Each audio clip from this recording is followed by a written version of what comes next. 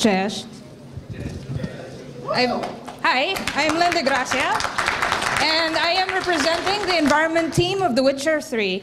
I've been living here in Poland for almost 2 years now, so przepraszam, nie mówię po polsku.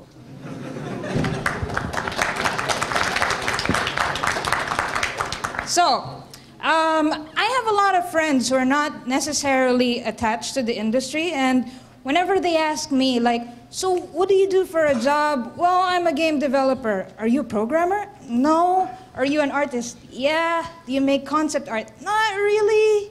I do it kind of on the spot. So, my basic explanation to people about my job is that, well, I'm a bit of an architect, I'm a janitor, I'm the person who puts that little rock over there that makes your scene look awesome, but you don't notice it, really. But yeah, but little do you realize that we are actually 80% of the screen until cinematic comes along and takes our show, but generally, yeah, we are everything that pretty much frames the game for the most part of it. So, I am Len, and I design mostly interiors. But I also make buildings and all of that shit, carve mountains, you know. But generally, I am focused indoors, and I've been locked indoors for like the past 7 months. So, yeah.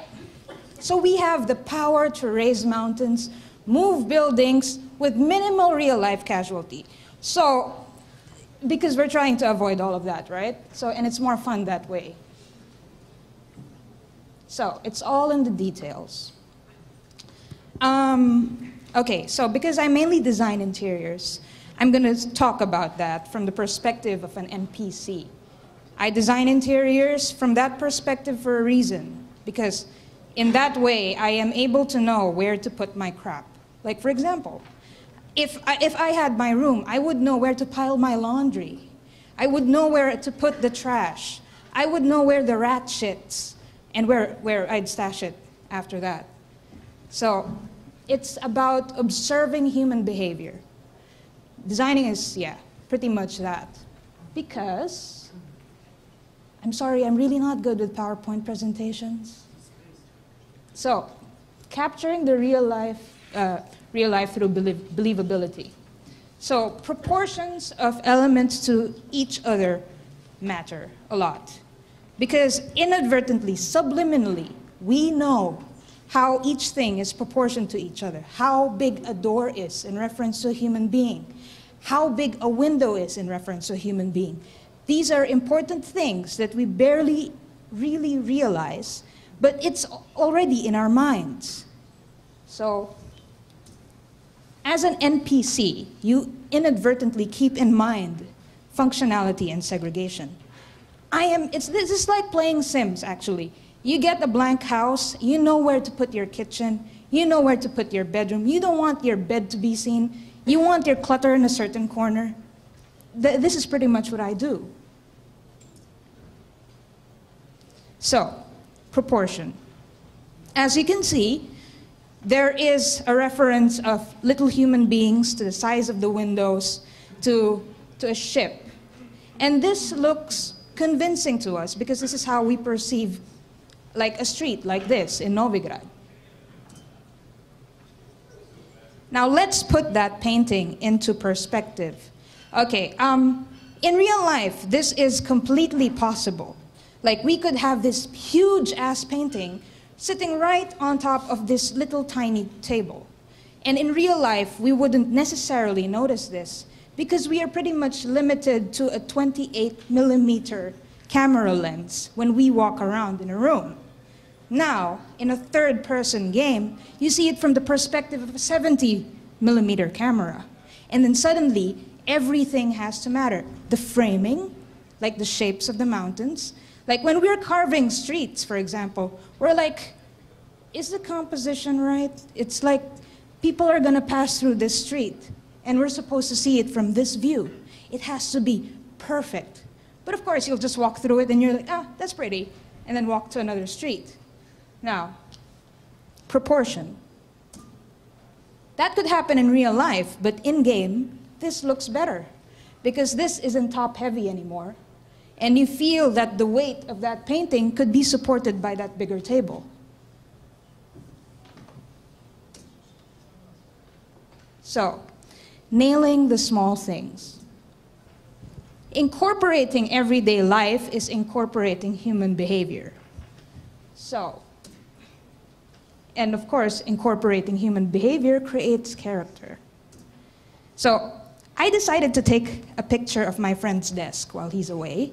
I did not arrange this whatsoever, and this shows a lot of his character.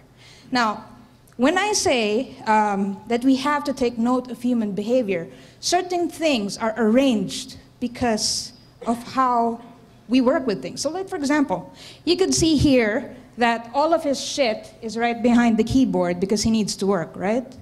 Otherwise, it'd probably be in front and be really messy. But it's pushed back for a reason.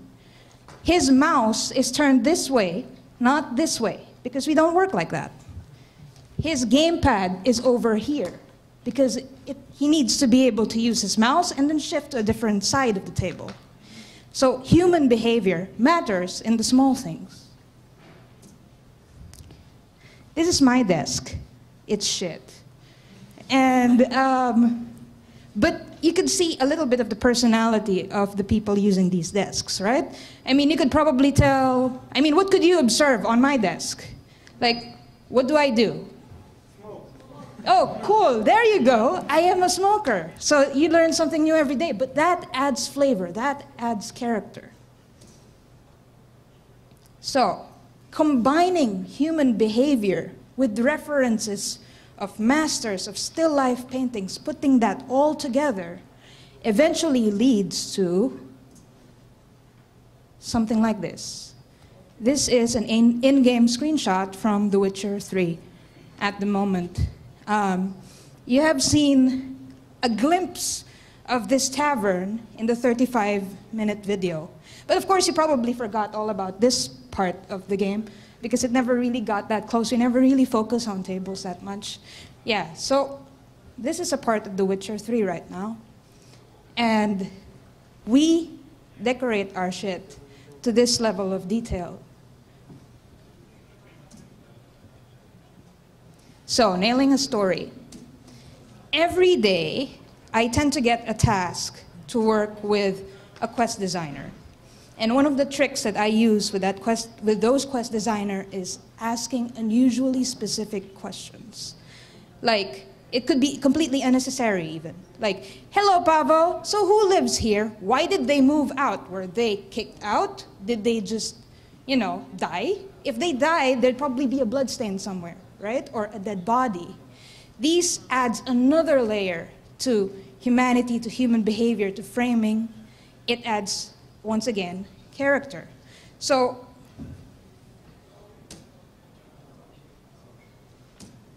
of course, a part of it, another layer to that, is we have to take an essence of the present and merge it with our game world. Like, okay, when I'm making environments, whether it's a building, I'm constructing a building, or I'm constructing an interior, sometimes I actually steal, like, present life references. It's not about copying things pixel by pixel as it was, like a bank, for example, or stuff like, I don't know, a school in the Middle Ages. So, just to give you an example, these are the references from the present that I tend to use. Like, I was tasked to create poor houses in Novigrad. And although we probably do have painting references from the Middle Ages, they're not quite, you have to form some sort of connection to people in the present, because that's what they recognize all the time. People are naturally attracted to things that are familiar to them. They're like, oh, that looks like my dad's living room. That looks like my room when I trash it. When it's after a party, there are a couple of broken bottles here and there, and it's taking that essence from the present and incorporating that into your game universe that gets people like glued to it. Oh shit, it's something that I see kind of every day, and you have to translate that. So in the case of what I'm doing, I'm creating poor houses, right? And taking the essence of the present. Like, what do you see here? Anyone? Like, describe to me these pictures. What do they have in common? Yes, they are poor, yes. Yes, yes, they don't have a lot of furniture. But there's a lot of clutter. Exactly. And the explanation behind that is when you're relatively poor. Okay, I come from a third world country. I come from the Philippines. I have experienced walking through these when I was like a kid. And when you walk there, you see that everything is exposed. The pots, the pans, the cups, the saucers, all of them are exposed because they don't tend to have furniture to stash it behind. They don't have the lids to close it and to hide it. So everything is exposed. Everything that they have been hoarding is exposed. And this is what I mean by essence, of capturing something from the present and incorporating it in the past. So if I translate all of that into bottles, probably into wooden cups, suddenly it's back in the Middle Ages, and it's just changing the setting. So it's all about observing what exists now and putting that in. So let's put that in contrast to, say, a rich building. What can we see here? What is the essence that you could capture in these images? Anyone? Well organized. Very organized. Yes. Yes, they make sure that they have a lot of space. Everything is very neatly placed. Floors are very darn polished. Tables are just picture perfect. So if you capture that essence and bring it into your universe, you could come up with something like this. This is also another screenshot from The Witcher 3. So these are the small details that we tend to put even though we are a microscopic team, because we absolutely love our job. And yeah, we're obsessed like that. So bridging realities. You want to create something that people can easily recognize on the spot. This is a school, but in the Middle Ages, you don't really have schools. I mean, you do.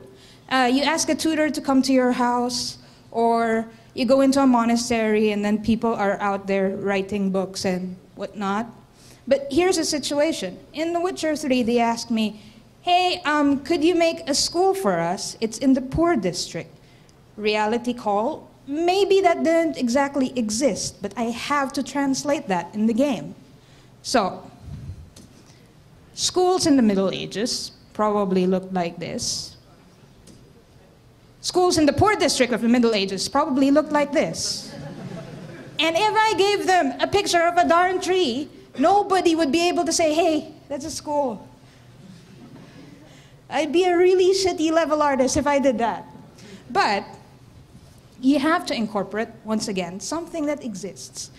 So I found a reference in the present of something. You stack a couple of tables one after the other, follow it up with a couple of benches, maybe a couple of sheets of paper, and suddenly, oh yeah, that is a school.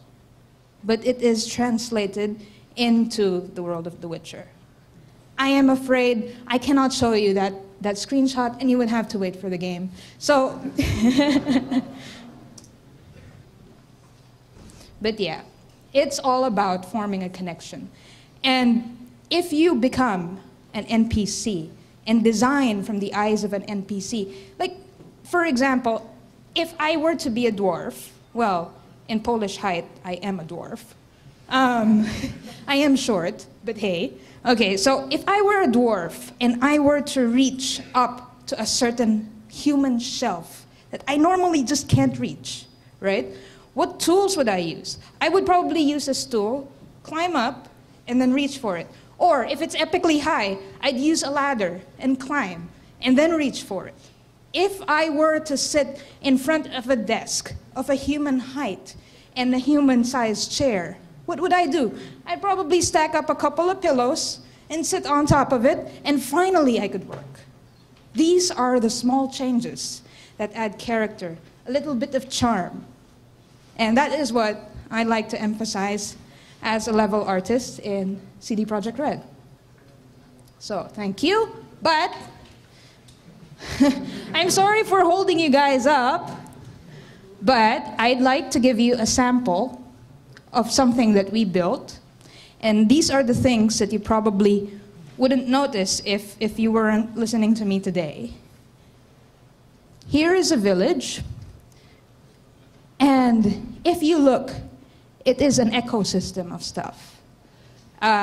You would see a lot of trees, and so you would see a lot of logs, and this is how they built their structures. If I were an NPC, where would I hang my laundry? Maybe up against this wall because it doesn't interfere with the road. Also, since we are in a forest, I would also probably be a hunter. And there is my game over there. And because I have a shit ton of wood around me, I'd also probably be a carpenter. And beside that little stump of where I cut all of my logs, I'd probably have a lot of piles as well. So this is the thriving ecosystem that you barely really notice, but it adds flavor, it adds character, and it adds a shit ton of details to your screen. So that is my talk, and I'm Len de Gracia. Thank you very much. If you have any questions, please let me know.